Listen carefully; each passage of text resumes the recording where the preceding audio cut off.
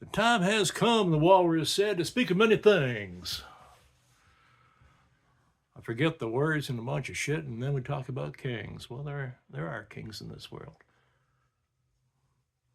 There are queens, there are people of power. They're not the ones who you thought they were. The ones who take power over themselves, who have the power of change.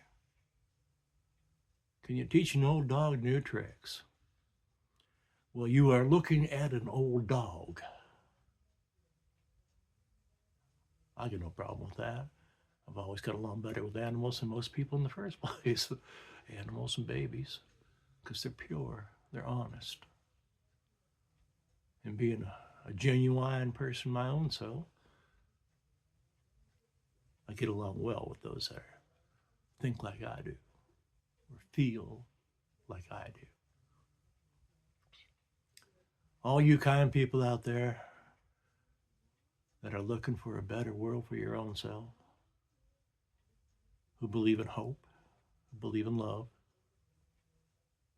who believe in the power of a hug,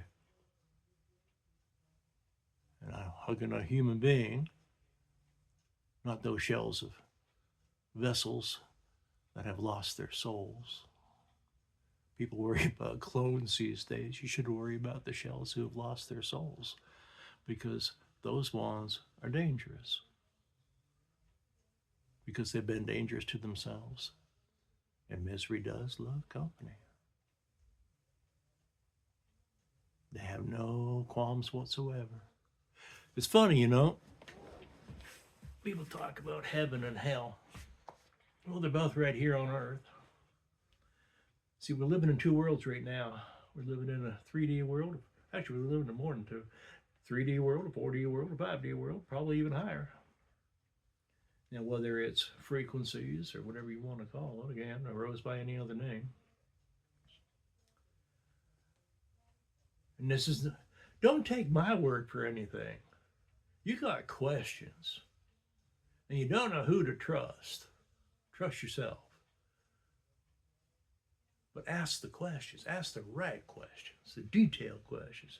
We have great things right now. We got Chat GPT or GTP or what the hell it's called. We got DeepSeek. Ask DeepSeek, for example, does technology on the world today, is there sufficient technology to supply every human being on this planet with housing, food, clothing, and a comfortable life? It'll tell you the truth. Yes, they exist. And then you ask it, what's holding us back from achieving that? And it'll tell you.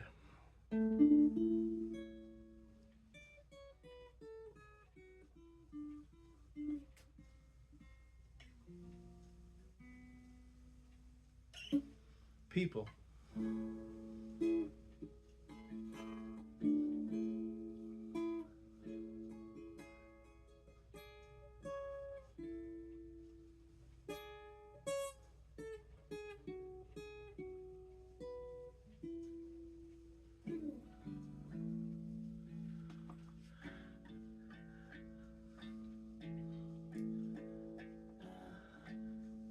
Garden of Eden. Ever thought about that one?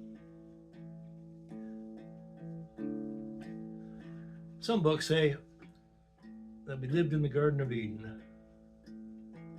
And then we broke the rules, and some angel came down with a big old whistle around his neck, blew the whistle, and said, okay, everybody out of the pool. You're gone. Well, I don't think that ever happened, my own self. I don't think God kicked us out of the Garden of Eden.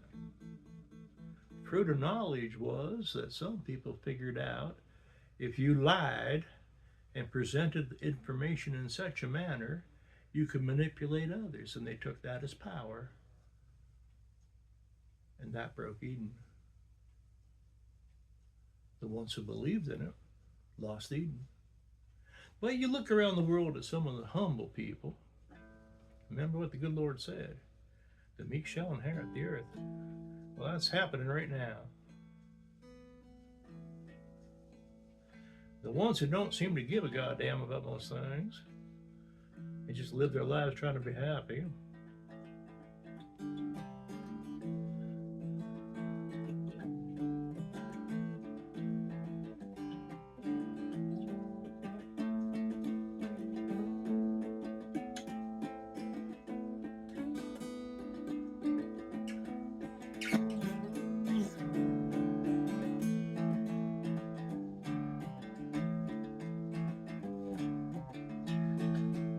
Take the world on tonight, I'm gonna run to the river and I don't mind.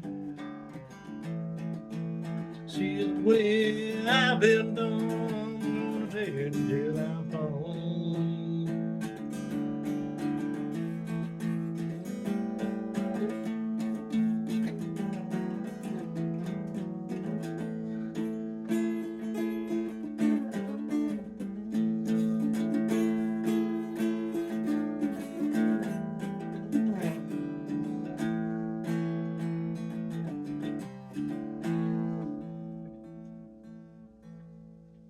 Anyway,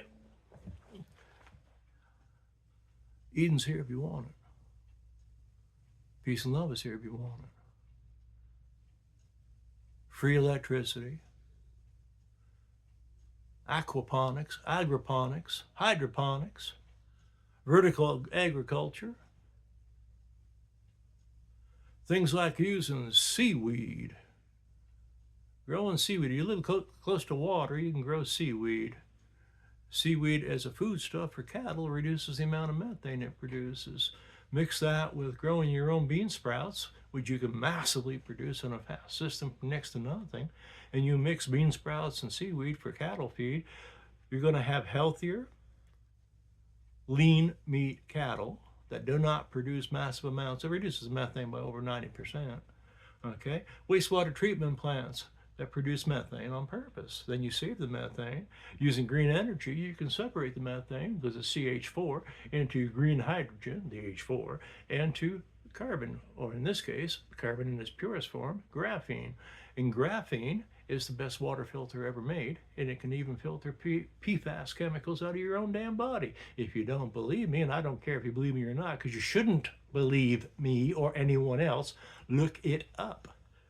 Maine, the state of Maine in the United States of America, their milk production was having massive trouble back about a year and a half ago because the PFAS chemicals were too high in that milk, and so they had to take it off the market. Well, that's going to hurt a lot of farmers that grow cattle, dairy cattle. They used graphene in small amounts as a filtering system into their feed, and it reduced the PFAS chemicals. So we have solutions to every bloody problem we have out there if you want to do it. Okay? Trouble is, there are people that don't want us to do it.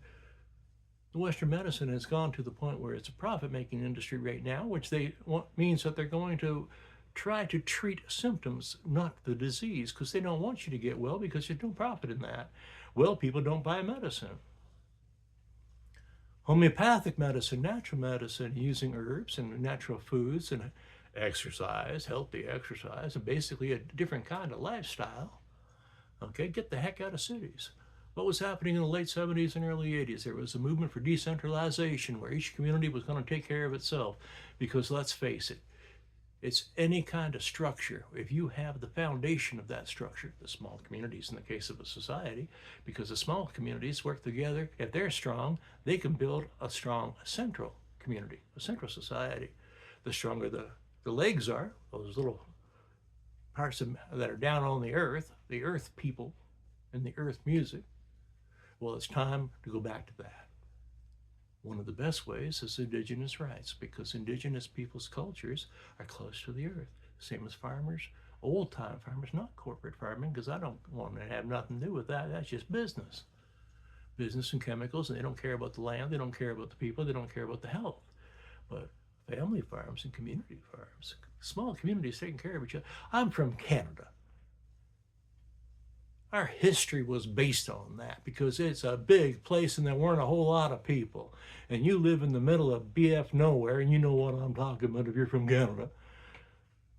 You had community cooperatives helping each other out. if somebody's house burned down, you had a variety show, because my daddy used to play at those things almost every weekend. You help people. You love your neighbor. You take care of yourself, and you take care of your friends and your neighbors. And that's how you create a strong economy. You take care of things. You don't try to gouge your neighbors. You don't try to gouge your friends. Okay? Now, in this day and age, we're talking about all kinds of things. We look to the south of the borders where I live, and the annoying orange, and all these trade wars and tariffs and everything else is going on. You look at oligarchs, whether it be Russia or Turkey or Philippines or wherever, or the U.S. You got oligarchs coming into play. Okay, people are going to get rich no matter what. They don't give a crap about anybody. Okay, they're psychopathic. That's what business is. If you don't believe me, look at the studies from the early 2000s that took businesses and they analyzed them, and that's what they come up with. They're psychopathic. Okay, they have no sense of right and wrong. They have a sense of only one thing: profit, short-term profit. Okay, I know this because when I grew up in Canada, Canada was a world leader in things like forestry, silviculture, select cut. You keep the system healthy so that it lasts forever. I traveled the world doing volunteer work and training volunteers, and I was proud to say I was Canadian. Hell, there were places I could sell a Canadian flag to Americans for about $50 back in those days because they had a bad rap and we had a good one.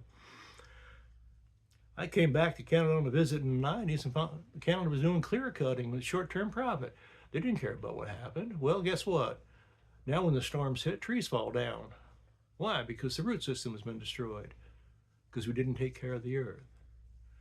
Okay? Indigenous communities, take care of the earth. You don't own land. Mother Nature owns us. From dust we came, from dust we will return. We are from this earth. As soon as we forget that, we are gone. Okay, you live in harmony with each other, you live in harmony with nature, otherwise there ain't going to be a home for all of us. And the ones that don't want to believe that, well, they can go live in caves like humans did for about 50,000 years. Look at modern archaeology. Look at what's happening around the world. Study. Ask questions. Again, don't believe me. Do your own research. Use ChatGPT, use DeepSeek, use any one of these AIs that can give you in-depth information. Look at documentaries on YouTube. We got social media now. You can't believe the news. You can't believe anything you see or hear until you do your fact checking and check it out for your own damn self. Make up your own mind. Figure out how you want to live. Now, when you're ready to be serious, the old school people, they talked about their grandchildren leaving legacies. Well, you think about that. Imagine that it's 100 years from now. What are people going to say about you? About the decisions you made, the actions you took? Are you going to be one of them people that said, oh yeah, my ancestors were slavers? Should I feel embarrassed? You're damn right you should. We say we believe in equality. We say we believe in equal rights. We say we believe in a lot of things. And then you turn around and you invest money in a corporation, trying to get an interest on that money, return on that money, and you don't even take the time to look at what that company is doing to other people. In 1984, when I went to Africa, there was a big stink about Nestle because they sent people in white lab coats and stethoscopes to promote baby formula. They used a drug dealer's technology or methodology. They gave a 1-month free sample of baby formula to African mothers in villages where they did not even check to see if they had clean, potable water. Well, guess what? A mother's milk tends to dry up in about 3 to 4 weeks. So those babies were hooked. Hooked on something they could not afford and did not have the resources to provide a clean and healthy one. Okay, that's mass murder. Western medicine. What big company in the United States was fined $1 billion because they made a drug and then bribed the doctors to tell people that it wasn't addictive when they knew damn well it was? Oh yeah, that's a big problem nowadays. Oxycontin and all those, that particular formula of morphine. right? Who made money off of all that stuff in the first place? Well, it was the Brits. The Brits got it from India and took it to the Southeast Asia and the mountains there to grow poppies there, so they could use opium to give to the Chinese to get silver, because they needed silver to buy the Chinese products for Europe. Okay, then at the end of World War II, when actually it was the Chinese Civil War, when the communists took over China, the ones that were fighting against the communists crossed the border into the northern Vietnam and Thailand and Burma, well, Myanmar, okay, the Golden Triangle, and they used, once again, opium as a source of income, and that's when the Americans started taking over the opium trade. And the opium trade would flourish during the Vietnam War because it was drugs for money, drugs for guns, money to buy guns for undercover wars. And if you don't believe that, you can also look at cocaine, because the cocaine industry was also supported by the CIA. All this stuff is open, public knowledge. I'm not trying to put blame on anybody. Just it is what it is, or it was what it was. Okay?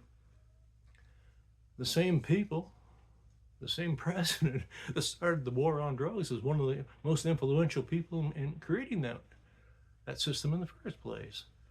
The one who attacked Noriega is the one who put Noriega in power. The one who attacked Iraq was the one who put Saddam Hussein in power. I mean, it's ironic, isn't it? But then that's the way this whole world is. Okay? Who's looking after you? The Creator, powers of the universe, and your own damn self. It's time you woke up. In my youth, I would have been angry and said, oh, the criminal court laws or international courts should have these people hung and dried for being crimes against humanity. And the U.S. has probably been the worst evil empire in history, only because they were better at it than the Russians were. Okay? The Russians worked out of fear, the Americans worked out of greed, lust for power. Well, it don't really matter. I'm not going to blame anybody. I'm not mad at anybody. Everyone's entitled to make mistakes because we're human and we screw up. But when we do have solutions, and we know there's solutions, maybe it's time to start working on some of them. What do you think? I think it's about time to love each other. Love thy neighbor. Do unto others as you would have them do unto you. Follow the way. Go within. Search inside yourself. No, I've just told you the same things, how to see the light, how to be the light, or to become enlightened. Now, let's think about this one for a little bit. 3 of the greatest individuals that probably existed, well, the most famous ones, at least in Western culture, are Jesus, Buddha, and Muhammad. What do those 3 individuals have in common? Buddha said, I am enlightened. Jesus said, I am the light, the way and the truth. And Muhammad said, I have seen the light. Each of those individuals also spent between 39 and 42 days alone in the wilderness, where they probably should have died, but because they didn't want to, they willed themselves. They went deep, deep inside and touched base with their own God. The God particle of their own selves, whether you call it the Holy Spirit or the God particle or your higher self, really doesn't make any difference. Rose by any other name should smell sweet. They tapped into universal power. And when they did, the light brought them out. It kept them alive. Now, I know a little bit about that because I've been declared dead a few times. The last time I died was about 4 minutes worth. And I stepped in that light. I was washed in it. And given a choice to come back or not. You know, God's got a great sense of humor, a sense of irony. And I'll tell you one more thing. My vision of God is not some old dude like me with a beard and white hair. No. It's a 5-year-old Asian child standing there with her hands on her hips and the devil in her eyes and a smirk on her face. because you'd have to have that kind of sense of wonder at the universe, a sense of wonder at the world, a sense of honest, sincere love. That is what godly is. So it's time for us to be a little bit more godly in our own selves.